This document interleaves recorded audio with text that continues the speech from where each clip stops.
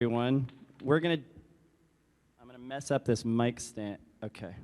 Now the show hasn't been introduced, but it's about to, and then you have to cheer like you've never cheered before, like Robert Griffin III got you guys to the Super Bowl next year.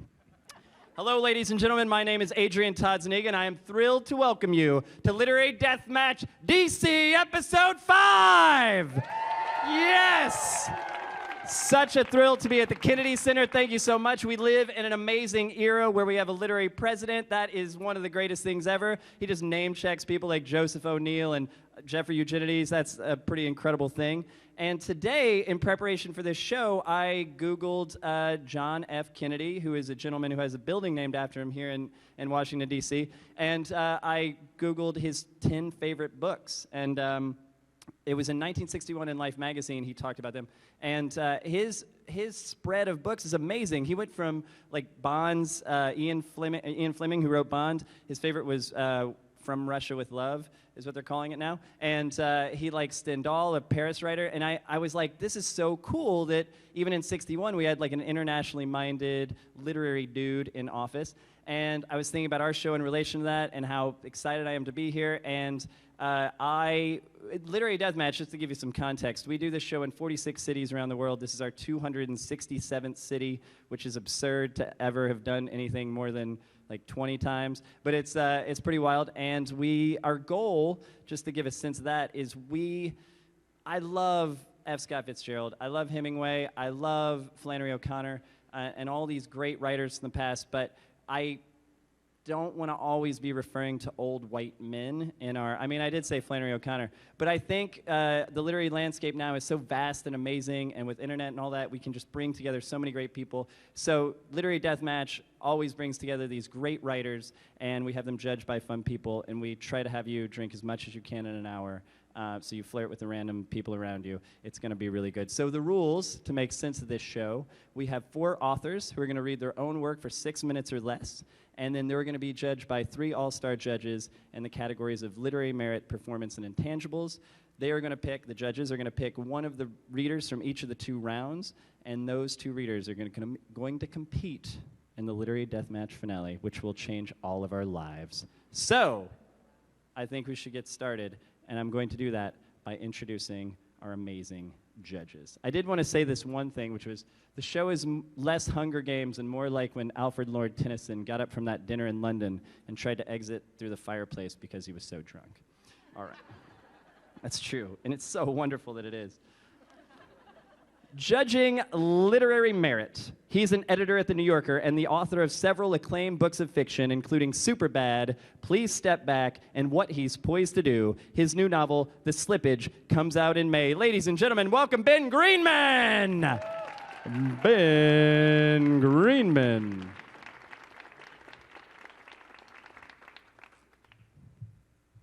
Is he sitting? He's sitting. He's almost seated. Oh, you're sitting in the wrong seat. I go over the. Ben has judged this show now 17 times, and he just likes to juggle Moleskines. And judging performance. She runs the Pink Line Project, a consolidated, searchable calendar of all things cool and creative in Washington, D.C., and writes and maintains a blog featuring D.C.'s emerging creative scene. Ladies and gentlemen, give it up for Philippa Hughes! Hello, Philippa. Welcome. And finally, judging intangibles. He's an Arab-American stand-up comedian, parody musician, and video artist. His comedic sketches under the name Go Remy have gained more than 78 million views on YouTube. ViewTubes. It's a new thing. Twitter it now. @Lit Deathmatch. His latest album, The Falafel Album, is currently available on Comedy Central Records. Ladies and gentlemen, give it up for Remy Munasifi. Hello, Remy. How are you? Remy, if you could hand that microphone to the gentleman over there, I'm going to ask each of you a question to introduce you.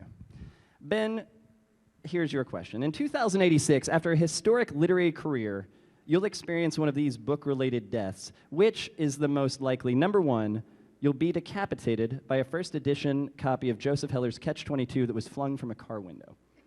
Number 2, you're crushed to death by all the copies of Infinite Jest that people act like they read. Or 3, other. 2086, you said? Yep. That's very optimistic. I think other. I already picked how I'm going to die, which is in a fight with a shark. Because I figure it's a no-lose. You either win and you're a hero, or you lose to nature's greatest killing machine. So I don't know that that's literary. A shark with a book strapped to it. Ladies and gentlemen, Ben Greenman. Thank you, Ben. Philippa, Norman Mailer once headbutted Gore Vidal. Wallace Stevens once broke his hand on Ernest Hemingway's jaw. If you were engaged in literary fisticuffs with any writer throughout history, who would it be and why? She touches the mic gently. She punches it. It could be Ben Greenman. I hate you. I know. I would take on somebody really wimpy so I could beat the shucks Truman out of Capote him. is who you're talking about. Truman Capote would be an excellent foe. I could totally take him. I could probably push him over with a feather. And so I'm excited about going hand-to-hand combat with Truman Capote. That makes sense. Philippa Hughes, ladies and gentlemen. And finally, Remy, you come from a great literary tradition along with Michael Ondaatje, Alexander Solzhenitsyn, and Ngugi wa Thiong'o, all brilliant writers whose names are never spelled correctly, or never spelled the same on consecutive tries. Discuss. Well, that question is a bit cliche. But, you know, my family ancestrally was always a big fan of consonants. So I'm not going to change that now. It makes sense. Remy Munassifi, ladies and gentlemen. And now, before I introduce our writers, I need to figure out the reading order. I didn't do that in advance. So what's going to happen is I'm going to shoot the names at you guys. And we're going to decide the reading order this way. I've randomly put these discs in this gun. It won't hurt, but close your eyes if you see the gun pointed at you. We don't have the kind of insurance that covers this. But here's the deal. I'm shooting at you. That's sort of rude. It's kind of funny. But if you catch a thing and that person wins, then when we come back for episode 6, you get a free... Oh, God! I didn't mean to shoot you right in the chest. This woman is injured. All right, that's more like it. That one floats lovingly to the very back of the room. I'm sorry. Anybody over here feel like getting hit in the neck? Oh, how about the eye? Sorry. And finally, yes. Okay. And by the way, if people go over 6 minutes, I'm going to shoot them, so don't think I'm a big jerk. A big jerk. Put that over there in case I forget to come get it. And let's start with you. I hope you're okay. Could you read the name on your Nerf disc?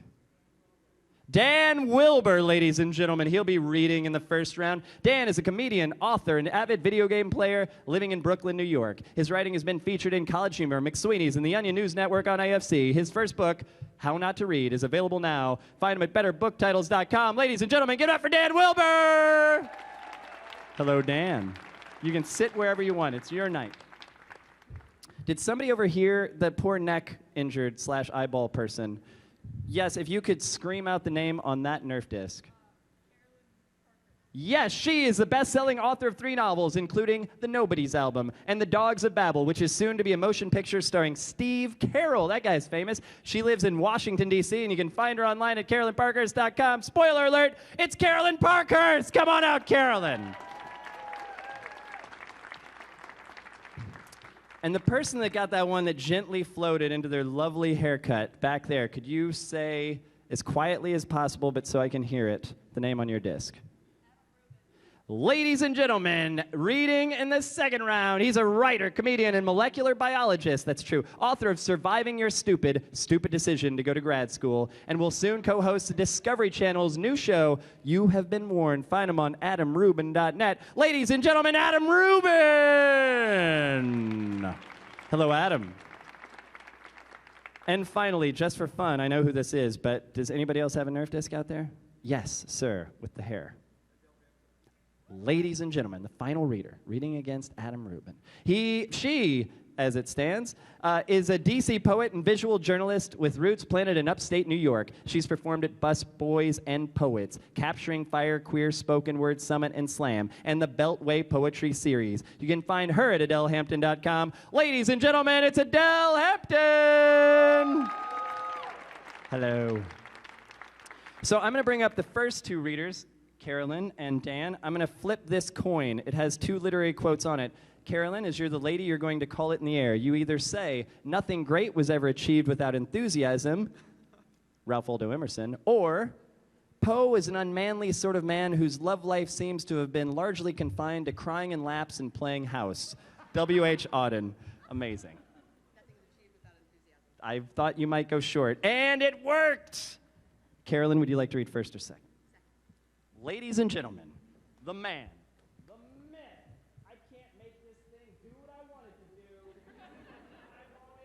Okay, we're going to go to this part of it.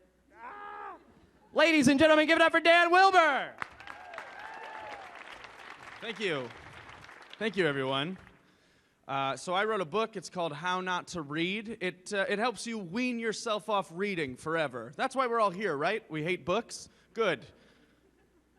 Not enough of you laughed at that. So I'm guessing everyone already hates me. Well, get ready for a little more of that. It's a book that if you're addicted to reading, this is an intervention. That's what I'm saying to you guys.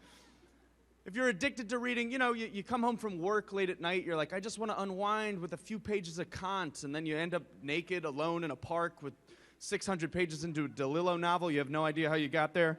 This will help you stop doing that. And the way it started was I changed book covers from their original covers to new ones. So The Great Gatsby is called Drink Responsibly.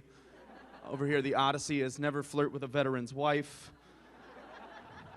The Very Hungry Caterpillar is Eat Until You Feel Pretty. And The Giving Tree is just called Call Your Mom. Call your mom, guys. So I'd like to read from you. I'd like to read from you. Open your brains, please, to chapter 1. I would like to read a little bit just to give you a sense of what this book is about, and then I'll give you some quick tips that are in the book, and then possibly some insults so you can act better than your friends. So chapter 1 is called, Ugh, Books Are the Worst. Reading is hard, but rewarding. Oh, wait, I'm sorry. I thought I was talking to a bunch of 5-year-olds who have never seen TV or the outside of their secret backyard kidnap sheds. Reading is actually worthless and inane. The last book that mattered was The Odyssey, and at the height of Homer's popularity, people hired blind guys to sing the words to them. That's how boring reading is. The Greeks didn't even like it, and they were into everything boring. Stargazing, politics, bathing. I can't think of anything as boring as reading, and I've seen Noam Chomsky speak in person. That's right, I said it. Books are lengthy one-way conversations. Think about it. If you met your favorite book in a bar, he'd be the most annoying, long-winded, pedantic jerk there. Even if your favorite book was a Bukowski novel, you'd just sit there with him, listening to hour after hour of stories about other times that he drank and felt sad until you both wanted to kill yourselves. He's also the only one that would try to borrow money from you to bet on the horse races. That's a little footnote there. Don't trust Bukowski if you befriend a Bukowski novel. Some smart dude once said that books are like mirrors walking down the road. But I would add that books are more like mirrors walking down the road and telling you you're dumb if you're not interested in what the mirror is saying. Books are so judgmental about everything you do, and instead of simply telling you you're fat the way that regular mirrors do, books tell you why your soul is weak and empty. Another guy once said that art holds a mirror up to nature, and that's why art will always be better than books. Art serves a practical purpose. Certain sculptures can hold up mirrors, but all books do is walk around with their weird mirror faces like the death figure in a Maya Deren film. Ask somebody after the show. Taunting you into reading what's inside them. With their blurbs and their colorful jackets, books will be the first to tell you how interesting they are. Well, forget you, books. That's what it says here. Forget. I'm not interested in you at all. You think you're so special with your ideas and your relatable stories concerning the human condition? What can I learn from you that I couldn't learn from a few conspiracy videos that I saw on YouTube? Probably nothing. Books have information but aren't entertaining at all. If they really were trying to get people's attention, they would have naked pictures on the covers and be made out of smokable hemp. Books are boring, QED. And there's a footnote that says early editions of the Federalist Papers were designed this way to trick John Adams into reading them. So, just a little DC joke.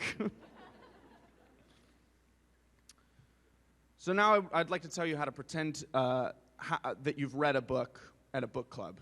There's a couple tips, and then I'll let you guys look out for ways to spot a faker. So these are ones you can use that are not hack. Be the first to bring up other books. Everyone's talking about Stieg Larsson, but you've got a trump card. Knowledge of other books that no living person should read. Like, hey, this piece of dialogue reminds me of Bonfire of the Vanities. You've never read that? You should read more. Pretty easy one. Bring up travel. That's the most shame-inducing way, besides books, to threaten other people who read too much. Be like, oh, I get what you're saying about the Russian people because I went to Russia and everyone was wearing cardigans. It makes sense. Oh, you've never been? Oh, let me tell you all about it. And then just make up facts about Russia. Start a book club. This one sounds backwards, but if you're the person making cookies and constantly telling everyone where the wine is, everyone will love you. And finally, adopt a cowboy with a pass style. That's when someone brings up a book and you pretend that you have a lot to say about that book. But something in your past is just making it too hard for you to discuss. Allude to scary drug experiences and college breakups. And then sigh and look out on the horizon as if your knowledge of the book were somewhere out there, along with a piece of your soul. You sound like the most interesting person in the room. You should write a book. So those are good ways to, oh, am I about to get shot? Oh boy. I'll read you a couple translations of fakers for my last 30 seconds. That means I have 30 seconds, right? That's right. If someone says, I read that book, but it was a long time ago, that translates to, I've never read that book. If someone says, I liked it, it really flowed, that means I haven't read that book, nor anything else for that matter. A daring, expansive portrayal of the South actually translates to, this is a long-winded book about 3 generations of racists. And finally, this book is pushing a pro-gay agenda on my son, translates to, I think I might be gay. Okay, so that's it, everyone. I'm Dan Wilbur. I'll see you later. Thank you very much. Adrian. Dan Wilbur, ladies and gentlemen, coming in at 6 minutes and 41 seconds. I don't know if the judges are going to hold that against him. But now I want to welcome to the stage Carolyn Parkhurst. Is that good? That's good. Hi, thank you. I think that you'll find this really flows. It's a short story, and it's called Care and Feeding. Imagine that your child is born with wings. It's a good thing, right? The freedom to step off the earth, to glide and soar and float.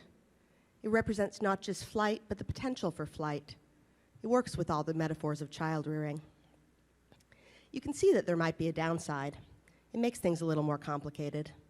She's going to get teased, some people will stare, and the onesies you've bought aren't going to fit, not without some alteration.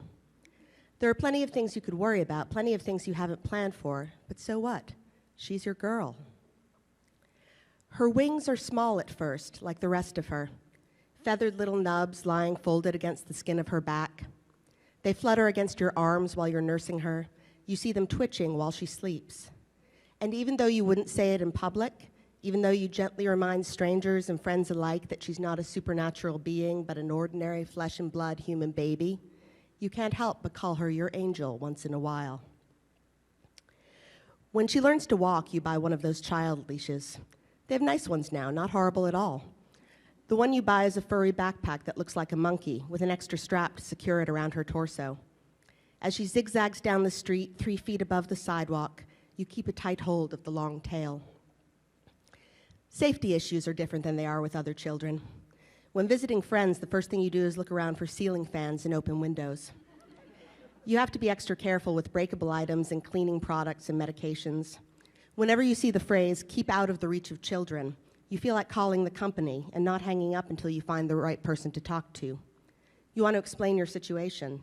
You want to talk until you can make someone understand why you're going to need alternate directions. At the park, reactions are mixed. Other parents are kind and interested, or else they won't meet your eyes. "Watch her, please," one mother says sharply when your daughter zips up and tries to land in the stroller that holds her new baby. Your daughter wrenches a shovel away from a little boy in the sandbox, carrying it up as far as she can go on her tether. As you're handling the negotiations of sharing an apology, tugging gently to pull her back to earth, you see the moment when she realizes the paradox. She can keep the shovel away from the other children, but only if she never settles down in the sand to dig. Your second child is born without wings. This is something that none of the parenting books cover. You find yourself loving this new child, this ordinary child, almost guiltily. Before you became a parent, this is what you'd imagined it would be like. This baby rolls on a blanket and finds tiny pieces of carpet fluff to put in her mouth. Baby-proofing takes place much lower to the ground. When you put her in her crib, you don't have to zip a mesh tent over her to keep her from gliding over the railings during the night. Your older daughter is fascinated by the soft, smooth skin of her sister's back. One day she asks when the baby's wings are going to grow in, and you begin a conversation that you'll probably be having for years. You tell her that the world is rich and varied. You tell her that we're all different and we're all the same. Your task here is clear, and it isn't really so different from anyone else's. Like every parent, you have to teach your girl to live a contradiction, to be exceptional and ordinary all at the same time. Eventually, the time comes when there's no way you can justify the leash. You set ground rules for flying. No flying at school, with a babysitter, or at a friend's house. No flying higher than daddy's head. No lifting anyone else to fly with you. Clothes are an issue, of course. As she grows, so do her wings. In the summer, in the early years, you generally let her go shirtless. Let them both go shirtless, since it's hard to make it seem fair to a 2-year-old that she has to wear a shirt and her sister doesn't. Your neighbors grow used to the sight of the two of them half naked in your front yard, making up elaborate games and mixing messy concoctions of mud and leaves. Sometimes, when they're caught up in playing, you see your older girl begin to flap her wings in excitement, not remembering until she's a few feet off the ground that her sister doesn't like it when she flies away from her. Her wings are remarkably expressive. She folds them up tight when she's sad or hurt. When she's happy, she flutters them softly without seeming to notice that she's doing it. Occasionally, someone asks you if you would change things if you could, but it's not a question that makes much sense. Your daughter has wings, and without them, she would not be your daughter. This is not the way you thought things would be, but it doesn't make you wish there were a different child sleeping in her bed. Her wings are, in many ways, just another part of her body. You pour soapy water over them in the tub. You pat them dry with a bath towel. She asks you to scratch them when she has an itch, and you run your nails gently over the stretches of feathered muscle, the hollow bones jutting at unexpected angles.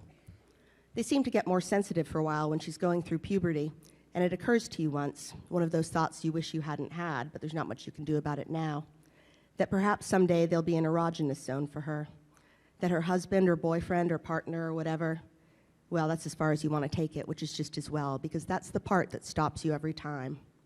You hope. You hope there will be someone there to touch her wings if she wants them to. Thank you.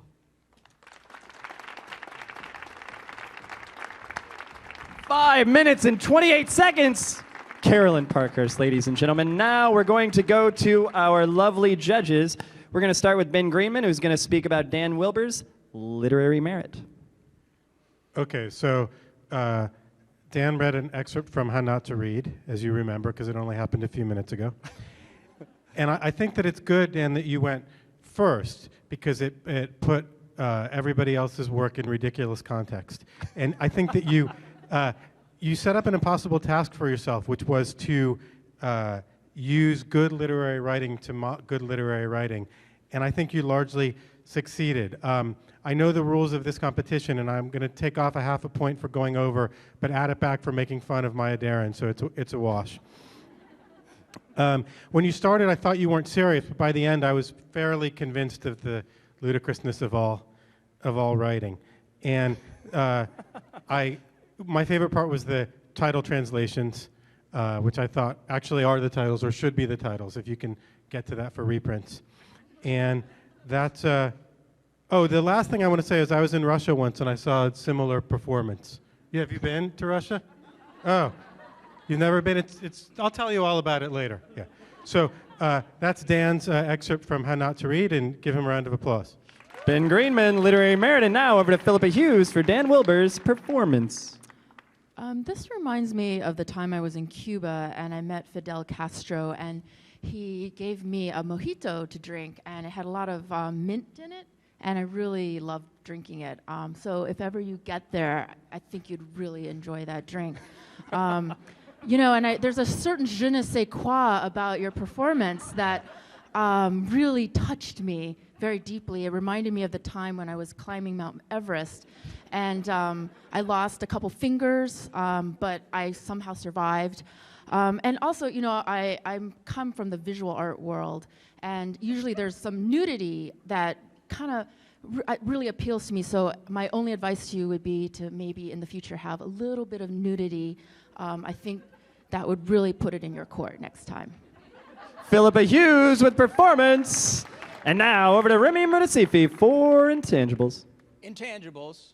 I liked this book. I read the book, How Not to Read, and it was very good for me because I was able to quit reading well before I ever started. And the chapter in particular that you read for, I believe, was called, and there was more to it. But that touched me because I actually have an uncle named Arab guy, very hairy, so. What's the do we rate him now? No, you're doing great. Okay. You just say thank you or Thank you. Whatever. Remy Murtasifi, and now back to Ben Greenman. Actually, we're going to go back to Ben Greenman for Carolyn Parkhurst, literary merit. Okay, so this is for Carolyn, and I liked the story very much. I thought it was an extremely visual story that often when people read, some are voice-driven, some are image-driven, some are both, but everything was very visual to me sitting behind. And this, of all the literary death matches that I've done, I believe this is the one with the highest ceilings of any site I think we've ever had. Can you verify that? I can Other verify than this is the highest outdoor ceiling. events, which don't count. Right. But it was very effective in that regard because there were a lot of flying thoughts as you read. It made me think on a somewhat serious note, I guess, of this recent Andrew Solomon book, where The Far From the Tree, where he talks about the difference between disabilities and identities with children and how, you know, you have to pick which one it is, and sometimes they evolve.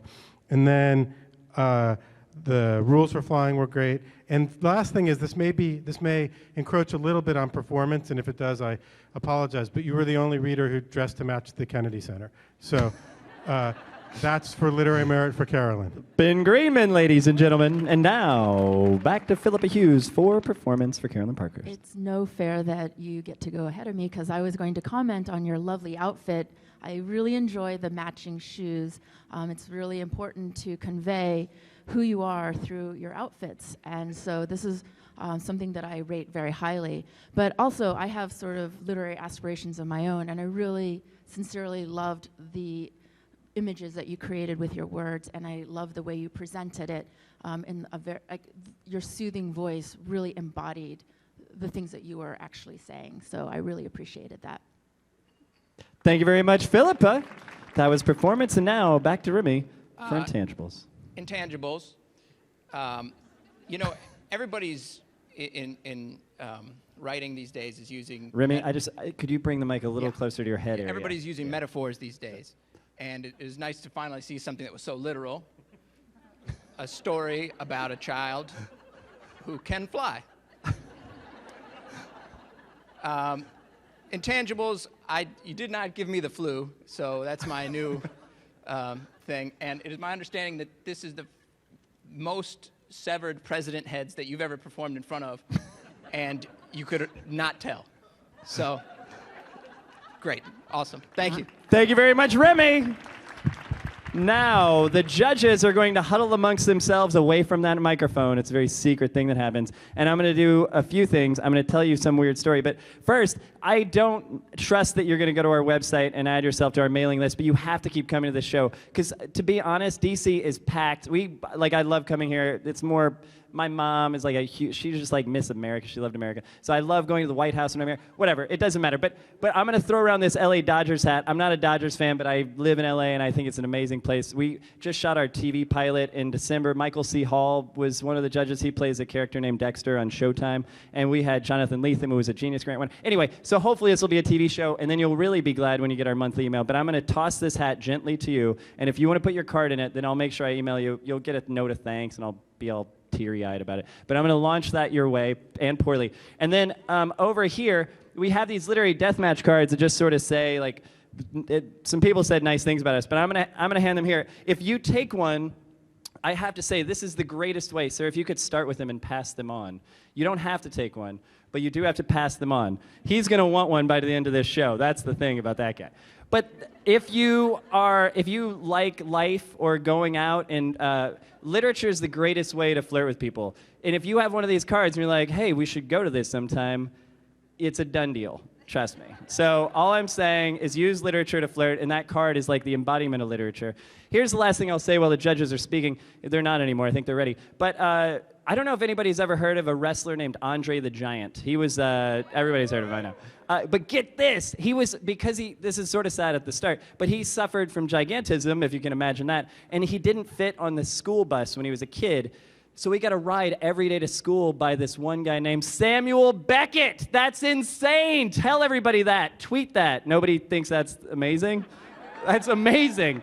There's more coming. But anyway, we're going to go to our judges. We're going to go to Ben Greenman, apparently. He's going to reach across the aisle, say a few words, and announce the night's first finalist. Is that a DC joke? It was a DC joke. So we deliberated on round one, and it was the closest... In my experience, and Todd, how many have I? This is your 17th. This is my 17th. Record 17th. You've just stunned me and depressed me with that number. I know. This was the closest round in literary deathmatch history to date. So close, in fact, and this is a DC political joke too, that we prepared a newspaper headline saying that the other person who didn't won, and that person was photographed holding it up. But the winner of round one, by a hair, is Carolyn. Give it up for Carolyn Parkhurst, ladies and gentlemen. Can they both? She was incredible. And Literary Deathmatch Philadelphia champion. Give it up one more time for Dan Wilbur. Awesome. And now we're going to zip right. This mic stand and I have a relationship that you guys will never understand. There's an intimacy here. We're going to move on to round two because we're going to be done by 7, and then everybody will pee then. If I could have Adele and Adam come to the stage area right here, we're going to flip another coin. Adele, as you're the lady, if you could either say, Shakespeare's name, you may depend on it, stands absurdly too high and will go down, Lord Byron. Or, if my doctor told me I had only 6 months to live, I would type a little faster, Isaac Asimov. If my doctor told me I had only 6 months to live. It's amazing. It touched Adam, but it still came up Adele's side. Adele, would you like to read first or second? Ladies and gentlemen, Adele's going to have a seat. Give it up for the amazing Adam Rubin. Thank you. This is an excerpt from my book, Surviving Your Stupid, Stupid Decision to Go to Grad School. This is from chapter 7 of the book, which is about getting out of grad school. The chapter is called Let My Pupil Go. And this is from a section on how to write your thesis or dissertation. Do you want to calculate how long you'll spend writing your thesis? Good luck, you can't. You see, your thesis is not solely under your control. Rather, a whole group of distinguished professors works to ensure that your carefully crafted tome never ends up in vellum binding without their grubby little proofreader's marks. Between you, your advisor, and your thesis committee, there's a lot of give and take in the dissertation editing process.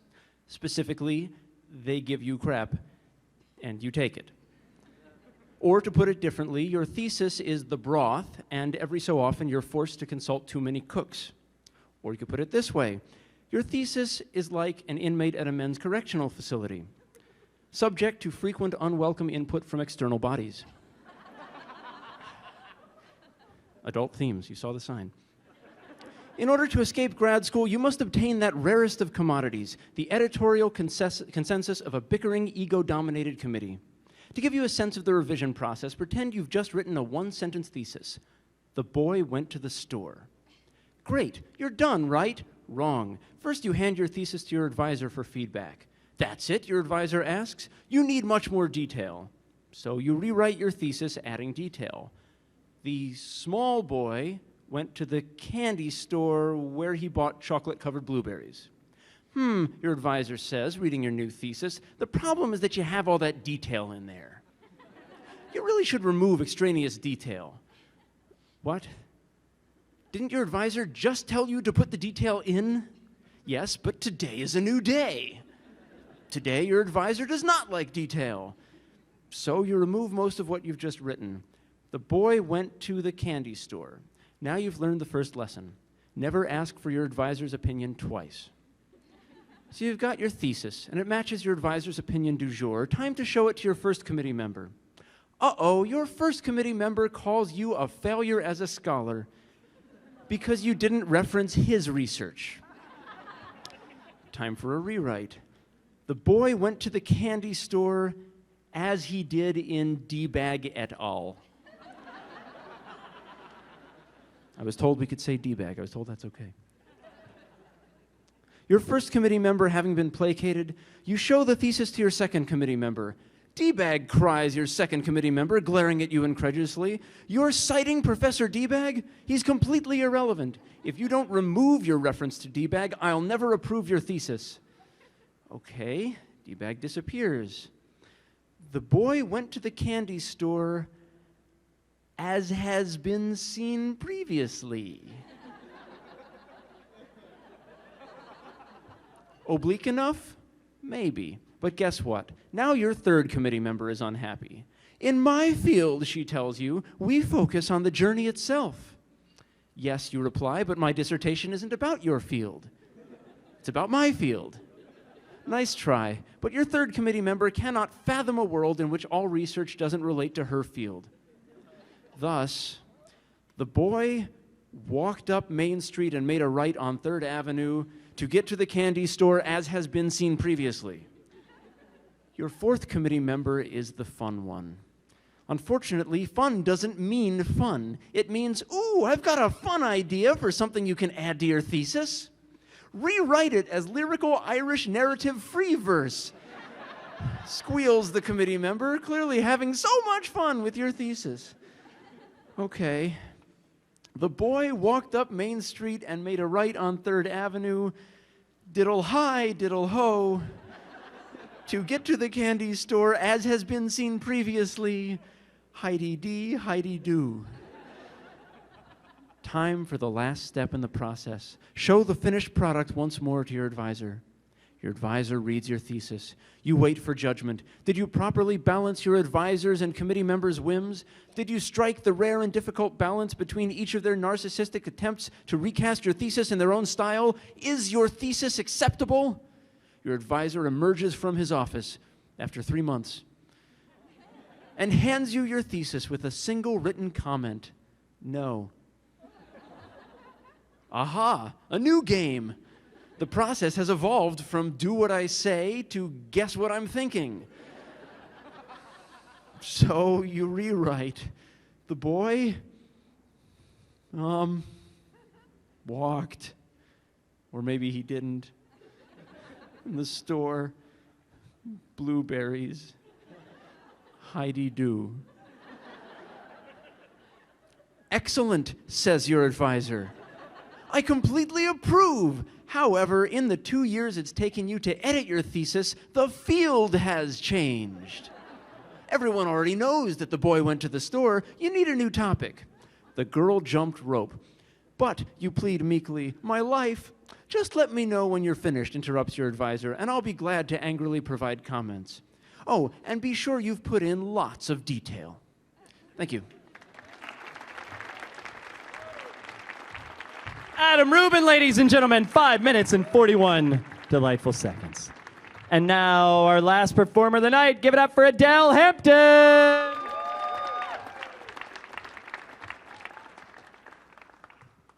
Hi, guys.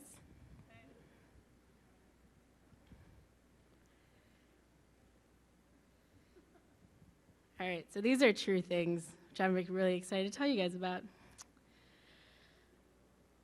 Breathe, said the waxist as I laid there on the table, a sacrificial woman to the slaughter. I braced for the next blow, resigning myself to the fact that I am no longer a child who can hold up one hand and salute to loving what God gave her. Instead, I now pledge my allegiance to Sex and the City episodes I've never seen and Venus Razor commercials. I'm sprawled out on a cold waxing table as the carpenter tears up my upholstery, and I'm thinking, yeah, this is all gonna be worth it. Yesterday, 2 girls fell in step behind me, complaining about last year's Thanksgiving dinner, about how there were no boys who showed up, so they had to carve the turkey all by themselves, as if knives were too sharp for delicate hands, as if dead birds were for boys only, like we don't have the guts to peel back porcelain skin and carve out our own self-worth. But am I any different from those 2 women?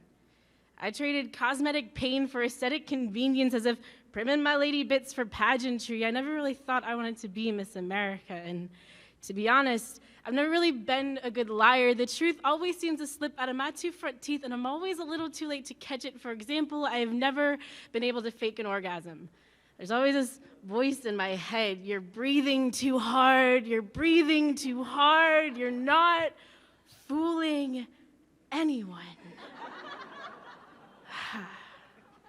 And this voice of my 16-year-old self, hard-pressed to find the beauty within her own lifelines, is often too deafening for the woman within me to withstand, because I used to think that making love to fat girls like me was a deed that could only be done dishonestly, so I could never look in the mirror after they were done. But the thing about being overweight is that it's hard to sidestep your reflection no matter how many shut eyelids or glass surfaces you try to avoid. So I've spent 23 years trying to convince myself these collarbones aren't anything other than gates, wrought iron bones, keeping safe broad shoulders, deep breaths, and the confidence I once had in myself. I know we are not trying to guard heaven here, but there is God under this skin. We are more than war-torn grenades thrown to decimated hopes of growing past the tree lines. You know what? Screw the gloss that tells us we will never amount to anything more than the pretty little faces some of us put on every morning. We are not shell casings. And this ceiling is just a looking glass held out to our kaleidoscope eyes. We bear life out of these colors, and our trembling hands will never be too delicate to pick up knives. Our bodies will never be too delicate to crack mirrors, and lying on cold waxing tables isn't just a coping mechanism for low self-esteem. Beauty. Unclench your hands and tattoo gospel songs onto your palms, because we are bones, blades, hot wax, and so don't ever be afraid to breathe hard, because you know, there's something sexy to be said about heat lightning when your body hasn't touched foreign skin for months.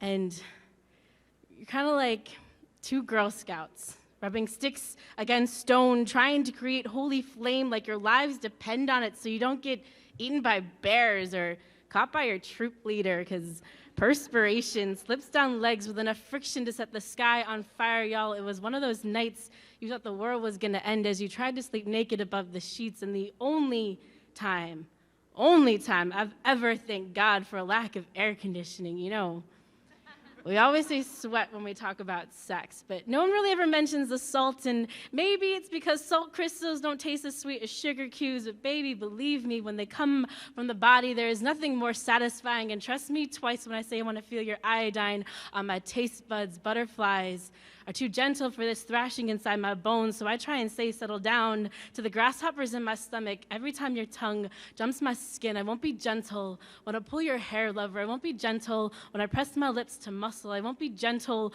when I claw your back with teeth-bitten nails, because I'm trying to etch my fingerprints onto the only thing I've had control over in months. That's why when you asked me to come into your bedroom, I didn't linger long enough to notice that the scent on your pillows matched the taste of tar, carbon monoxide, and bad decisions on your tongue. And listen, I know I am no permanent fixture here and hold no stock in your heart. And I don't pretend to know anything about economics either, but I can tell you that salt lines, like money, don't stretch as far as they used to. So I'll take these sheets for now and I'll walk away with your skin cells. So come and clench me, woman with arms strong enough to grasp whole bodies. I am rock, solid, ready for your palms, so take me. Thank y'all.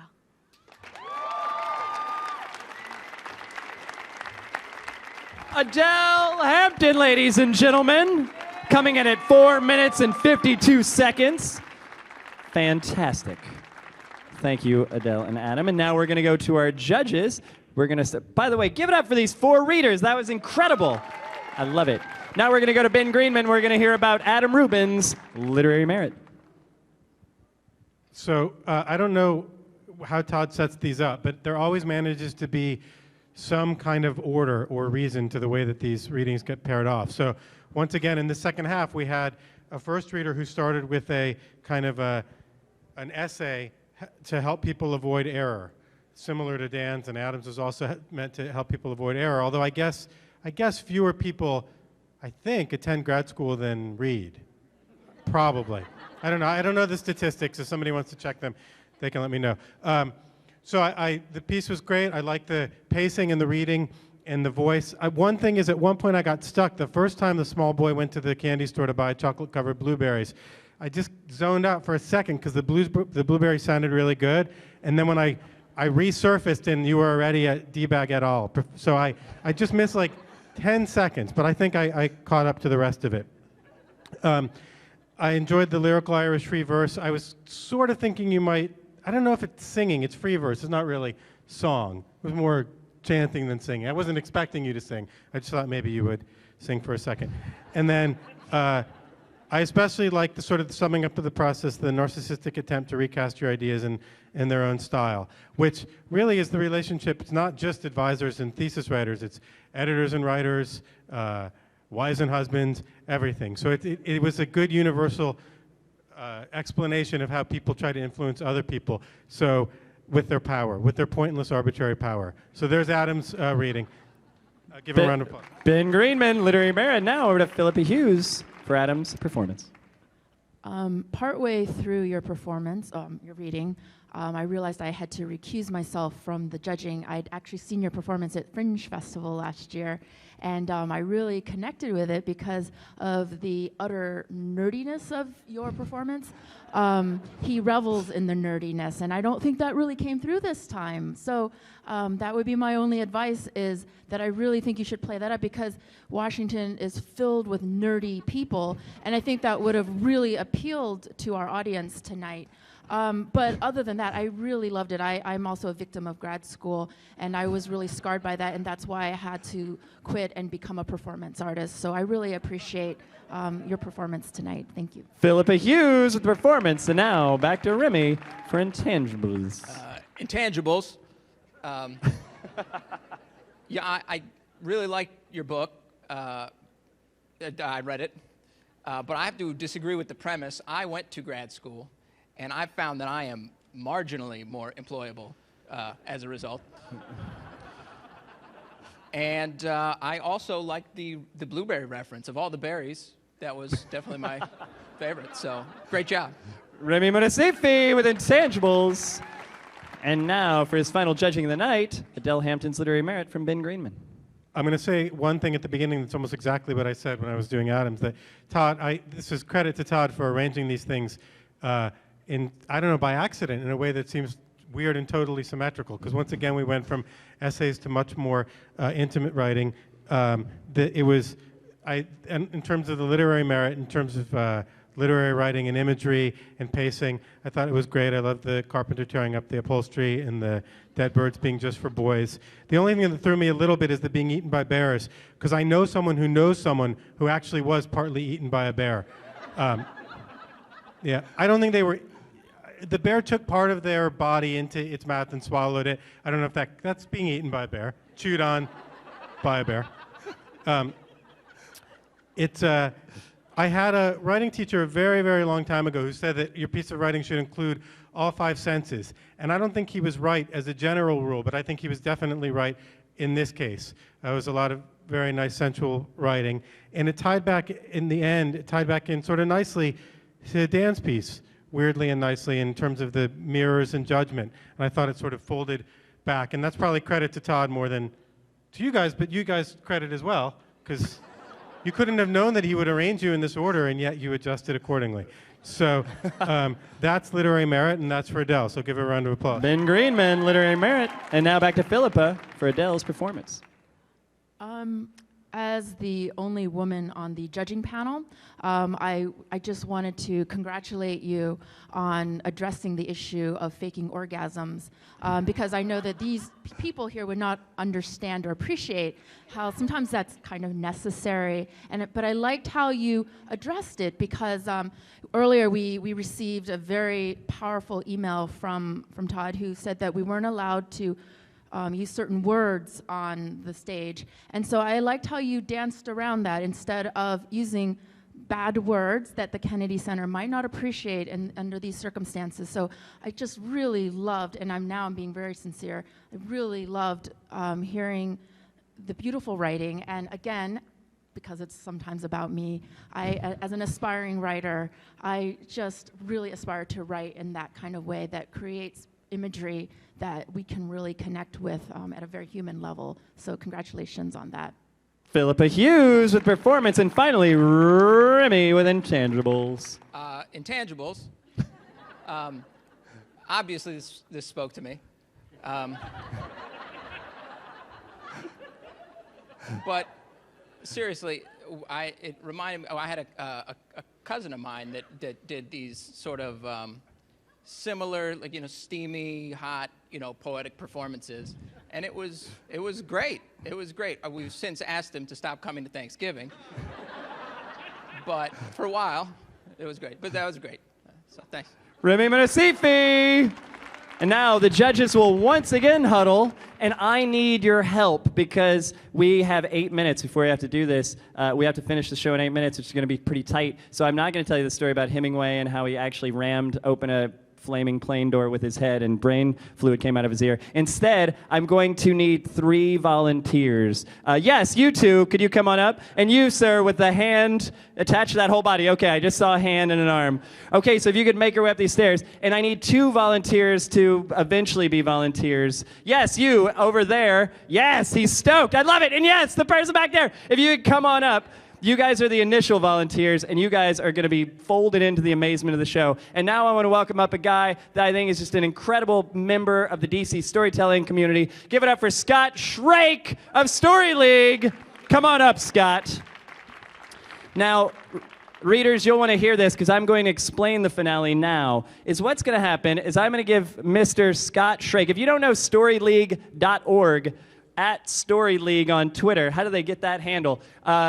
It's an amazing thing. So, Scott, here are the cards. What we're going to do for the finale, we're going to play a game called Card Sharks. With Literary Deathmatch at the end, we could have a read-off, but that sounds terrible to me, and then it's just awful. So what we do is we have vaguely literary games. And this one, there's a stack of cards from 2 to ace. Ace is high. And these people are going to hold cards, and we're going to flip them over, and they're going to say higher and lower with your help, and then the person with the most points after 3 rounds will win Literary Deathmatch, and it seems insane, but it will be insane. And then after that, everybody go buy the books of these people that read. Their books available somewhere out in the cosmos. We have shot glasses and LDM flasks, which are hilarious, and a great gift for Valentine's Day. Who doesn't want those? But buy them, because otherwise I have to carry them back to LA, and that doesn't sound fun, and they're cheap. All right, judges. Let's go to Philippa to say a few words and announce the night's second finalist, but relatively quickly.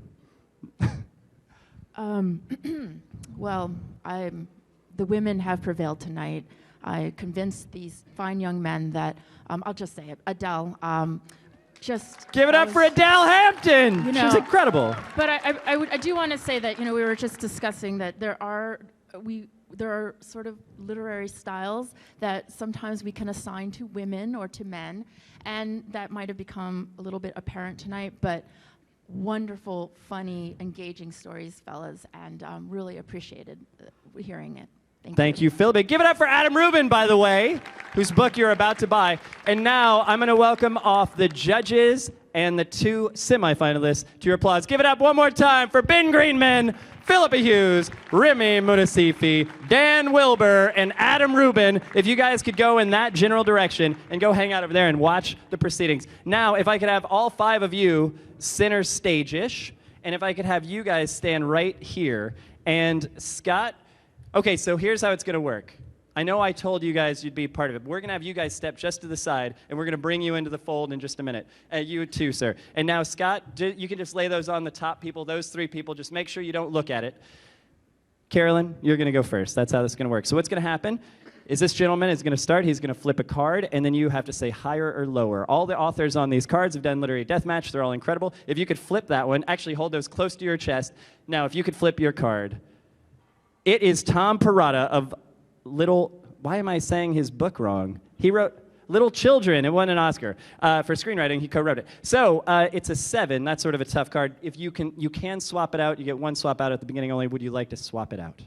Yes. She will swap it out. Scott, if you could flip another card as we race to the finish. All right, it is Chuck Palahniuk, and that's a Jack. He wrote Fight Club. Would you like to go higher or lower? Audience, help her out. Higher or lower? Lower. Lower, let's see it. Is it lower? It is. It's Daniel Alarcón, a New Yorker 20 under 40 writer. He is a 5. Would you like to stay with your 1 point or go for gold for 2 points and go higher or lower here? I will go for gold. I will go higher. She's going to go higher. Is it higher? It is. It's Edgar Keret, the most amazing Israeli writer. That's 2 points for Carolyn Parkhurst. Now, if you give your cards back to Scott, he's going to shuffle them up, and then it will be Adele Hampton's turn.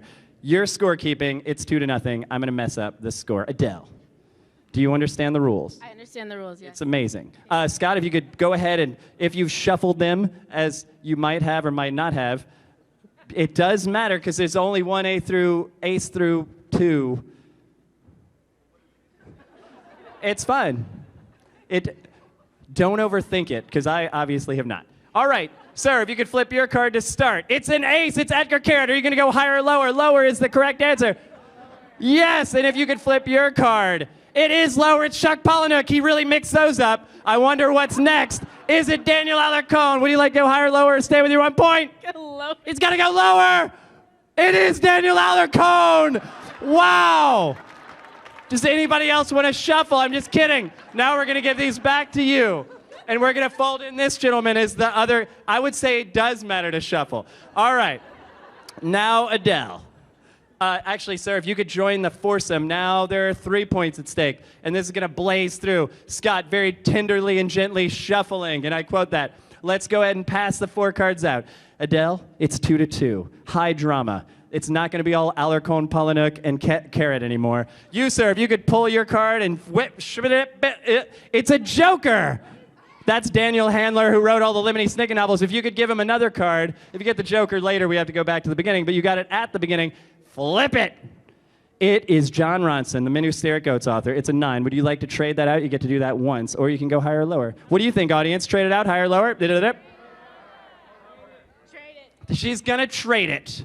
We have 2 minutes. This is going to be a lightning round. It's Susan Orlean, the Orchid Thief. Lower. Lower, she says. It's Karen Russell. Higher. It's Jenny Slate. Higher. Higher. It's Molly Ringwald. 3 points for the amazing Adele Hampton. Now, we're going to shuffle these in. Or are we? We might just reuse them in a different order.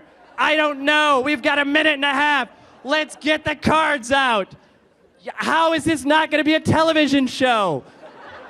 All right, you, it's Yeon Lee. It's a 6. Do you want to go higher or lower? Higher. She goes higher. No, it's Henry Rollins, a 3. Oh, my God. All right, you hold on to your cards. Henry Rollins, who judged Literary Deathmatch. Okay, now he's going to mix those up. Here's where we are. Carolyn is down by 3 points. You can go ahead and hand them out. We're going to start with Carolyn because we're at a time collapse.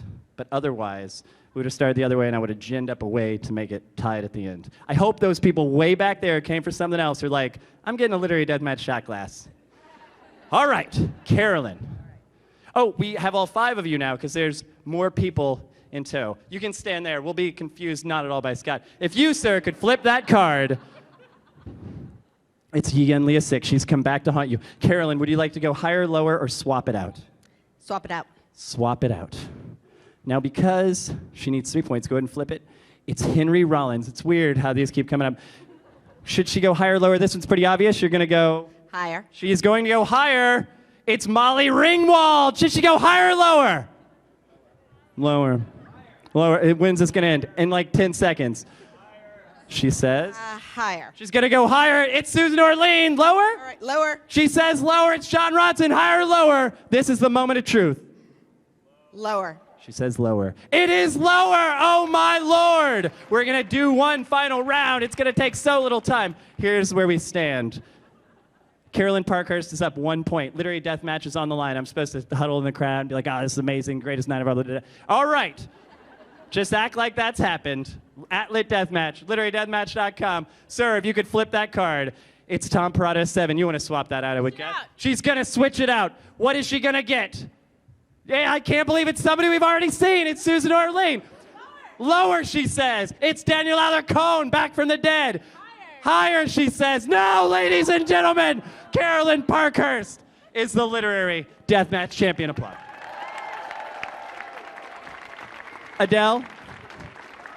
Adele, come here very quickly.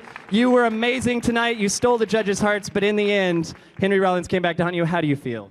I feel okay though. You know, I mean, those cards were really big, and I was able to see the numbers clearly, so I'm gonna take it as a win. Give it up for Adele Hampton. And now, Carolyn, you came up, slaughtered the literary juggernaut in Dan Wilbur, and now, with some excellent guessing, you came back from behind to win Literary Deathmatch. What does this mean to your literary career? It means everything. It's going to turn a corner. I don't know how it's going to go, but it's going to change completely. It really will. Ladies and gentlemen, give it up one last time for Carolyn, Philippa, Remy, Ben, I forgot everybody else's name, Dan, these volunteers, Adam. Thank you so much for coming tonight. Keep coming to literary events. DC's an amazing city. I'm so thrilled to be here, and thank you. I already said that. And call your mother. She misses you.